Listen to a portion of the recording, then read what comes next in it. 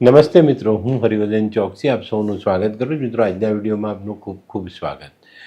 મિત્રો, રોજની જેમ આજે પણ જોઈએ આપને કોણે શું કરવું શું ન કરવું. તારીખ 26/3/2026 ગુરુવાર. તો મિત્રો, આજનો વિડીયો શરૂ કરતા પહેલા જાણીએ આપણે આજનું અભિજીત મુહૂર્ત. આજનું અભિજીત મુહૂર્ત બપોરે 12:21 શરૂ થશે અને બપોરે 1:10 પૂર્ણ થશે. તો આ સમય દરમિયાન આપણે સારું કાર્ય કરીએ તો સારું પરિણામ પ્રાપ્ત થાય. હવે જોઈએ આપણે આજનો રાહુકાળ. બપોરે 2:17 રાહુકાળ શરૂ થશે અને બપોરે 3:49 રાહુકાળ પૂર્ણ થશે. આ સમય દરમિયાન બને તો સારું કામ ન કરવું. તો મિત્રો, હવે જોઈએ આપણે કોણે શું કરવું શું ન કરવું. પહેલી રાશિ મેષ રાશિ. મેષ રાશિવાળાએ આજે શું કરવું જોઈએ? મેષ રાશિવાળાએ આજે પોતાના ગુરુના આશીર્વાદ લેવા જોઈએ. પ્રત્યક્ષ હોય તો બહુ સરસ, નહીં તો પરોક્ષ ફોટા સામે અથવા મનથી યાદ કરીને પોતાના ગુરુના આશીર્વાદ જરૂર લેજો. પછી દિવસની શરૂઆત કરજો. શું નથી કરવાનું? મિત્રો, રૂપિયા વ્યાજે લેવાના નથી. તો હવે જોઈએ આપણે આજે કયા દેવ સહાયક છે. તો આજે હનુમાનજી તમને સહાય કરતા દેખાય છે. શરીરમાં કયું અંગ આપણને નુકસાન પહોંચાડી શકે છે? તો આજે છે ને શરીરના મસલ્સ એ આપણને પરેશાન કરી શકે છે. તો હવે જોઈએ આપણે આજની બીજી રાશિ વૃષભ રાશિ. વૃષભ રાશિવાળાએ આજે ગાયની સેવા કરવી જોઈએ. લાલ ગાયની સેવા કરજો. ઘરની રોટલી ગાયને ખવડાવજો. ગોળ ખવડાવી શકાય. શું નથી કરવાનું? મિત્રો, આજે કાયદા વિરુદ્ધનું કોઈ કામ બિલકુલ નહીં કરવું. હવે જોઈએ આપણે કયા દેવ દેવીઓ આપણને સહાયક થઈ શકે. તો આજે કુળદેવી તમને સહાય કરી શકે છે. શરીરનું કયું અંગ આપણને નુકસાન કરી શકે? તો આજે તમને લીવર પરેશાન કરી શકે છે. તો લીવરનો ખ્યાલ અવશ્ય રાખજો. તો હવે જોઈએ આપણે આજની ત્રીજી રાશિ મિથુન રાશિવાળાએ આજે તુલસીને જલ ચડાવવું જોઈએ. તો ચોક્કસ ફાયદો થાય. ચંદનનો ચાંદલો કરી શકો, હળદરનો ચાંદલો કરી શકાય. શું નથી કરવાનું? મિત્રો, આજે ઘરમાં બેસીને બહુ લાંબી પૂજાઓ કરવી નહીં. તો હવે જોઈએ આપણે કયા દેવી દેવતાઓ આપણને સહાયક થઈ શકે. તો માં દુર્ગાના આશીર્વાદ તમને મળતા દેખાય છે. તો હવે જોઈએ આપણે શરીરનું કયું અંગ આપણને મુશ્કેલીમાં મૂકી શકે. તો આજે તમને શરીરની નસોમાં નાના મોટા પ્રોબ્લેમ્સ આવતા દેખાય છે. કર્ક રાશિવાળાએ આજે શું કરવું જોઈએ?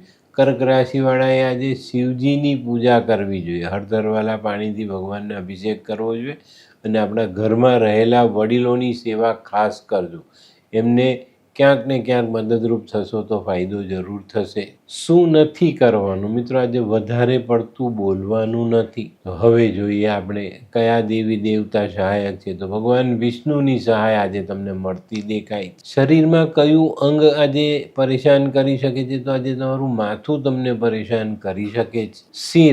સિંહ રાશિવાળાએ આજે શું કરવું જોઈએ? સિંહ રાશિવાળાએ આજે એક ચપટી લાલ નાગ કેસર લઈ માથા પરથી ઓવારીને વહેતા જલમાં વહાવવું જોઈએ. શું નથી કરવાનું? આજે કોઈ પણ વ્યક્તિના કામનો આપણે દુરુપયોગ નહીં કરવો. કયા દેવી દેવતા સહાયક? તો મિત્રો, આજે સૂર્યનારાયણ તમને સહાયક થઈ શકે છે. શરીરમાં કયું અંગ ખરાબ થાય? તો આજે તમારા શરીરમાં પગ તમને પરેશાન કરી શકે. કન્યા રાશિવાળાએ આજે શું કરવું? કન્યા રાશિવાળાએ આજે ઘરના વડીલ, દાદા દાદી, મોટા બાપા, મોટા ભાઈ, પિતા, આવા વડીલોના આશીર્વાદ લેવા જોઈએ. પોતાના ગુરુ કરેલા હોય તો તેમના આશીર્વાદ લેવા જોઈએ.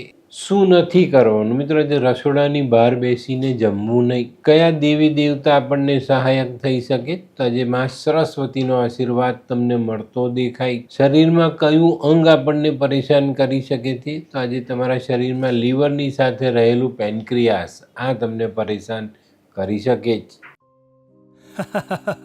આ કેવા કેવા ન્યૂઝ છાપે છે આ લોકો ધરતી. હા,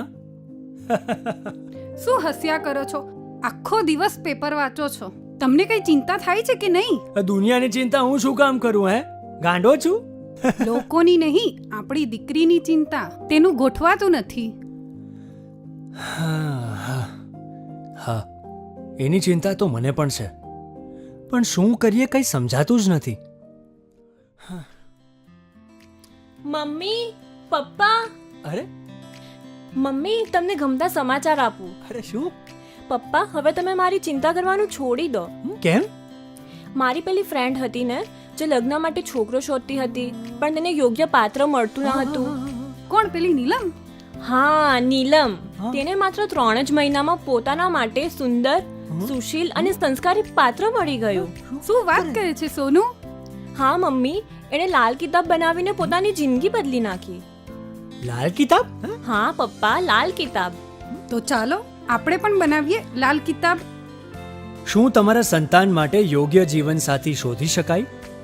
હા, જો તમે તમારી કુંડળીનો અભ્યાસ કરી કુંડળીના ગ્રહોને બળવાન બનાવવા લાલ કિતાબના યોગ્ય ઉપાય યોગ્ય રીતે કરો છો તો તમારા સંતાનો માટે યોગ્ય જીવનસાથી મેળવી જ શકાય છે.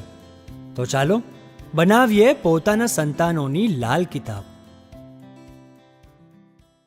તુલા રાશિવાળાએ આજે શું કરવું જોઈએ? તુલા રાશિવાળાએ આજે ઘરની નજીકના કોઈ મંદિરે જઈને સાફ સફાઈ કરવી જોઈએ. શું નથી કરવાનું? મિત્રો, આજે કોઈ પણ વ્યક્તિની કોઈ પણ પ્રકારની ખોટી ચર્ચાઓ આપણે કરવી નહીં. કયા દેવી દેવતા સહાયક થઈ શકે? તો આજે તમને માં લક્ષ્મીની સહાય મળતી દેખાય છે. શરીરમાં કયું અંગ ખરાબ થાય? તો આજે તમને ચામડી પરેશાન કરી શકે. વૃશ્ચિક રાશિવાળાએ આજે શું કરવું? વૃશ્ચિક રાશિવાળાએ આજે કૂતરાની સેવા કરવી જોઈએ. એને ખાવાનું આપવું જોઈએ. શું નથી કરવાનું? મિત્રો, આજે કોઈ પણ સ્ત્રીને નારાજ નહીં કરતા. કયા દેવી દેવતા સહાયક? તો વૃશ્ચિક રાશિવાળાને આજે હનુમાનજીની સહાયતા મળતી દેખાય છે. શરીરમાં કયું અંગ ખરાબ થઈ શકે? તો લોહી આજે તમારું તમને પરેશાન કરી શકે. લોહીમાં કંઈક નાની મોટી ખરાબી આવી શકે. ધનરાશિવાળાએ આજે શું કરવું જોઈએ? ધનરાશિવાળાએ આજે કોઈ વૃદ્ધ બ્રાહ્મણને પીળું વસ્ત્ર દાનમાં આપવું જોઈએ.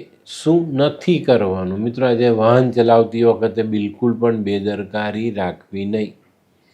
હવે જોઈએ કયા દેવી દેવતા આપણા માટે સહાયક છે. તો આજે બ્રહ્માજી અને ભગવાન વિષ્ણુ આ બંને દેવતાઓ તમને સહાયક થઈ શકે છે. શરીરમાં કયું અંગ ખરાબ થાય? તો આજે આપણા શરીરના હાડકામાં નાની મોટી ખામી આવી શકે છે. મકર રાશિવાળાએ આજે શું કરજો? મકર રાશિવાળાએ આજે કેસર, ચંદન, હળદર આવા પીળા દ્રવ્યથી ચાંદલો કરીને દિવસની શરૂઆત કરવી જોઈએ. શું નથી કરવાનું? મિત્રો, આજે કોઈ પણ વડીલ માણસનું અને હિજડાનું આ બંનેનું અપમાન નહીં કરતા. કયા દેવી દેવતા સહાયક? તો આજે શનિ મહારાજ તમને સહાય કરી શકે છે. શરીરમાં કયું અંગ ખરાબ થઈ શકે છે, પરેશાન કરી શકે? તો કમર તમને આજે પરેશાન કરી શકે. કુંભ રાશિવાળાએ આજે શું કરવું જોઈએ? કુંભ રાશિવાળાએ આજે કીડિયારું પૂરવું જોઈએ.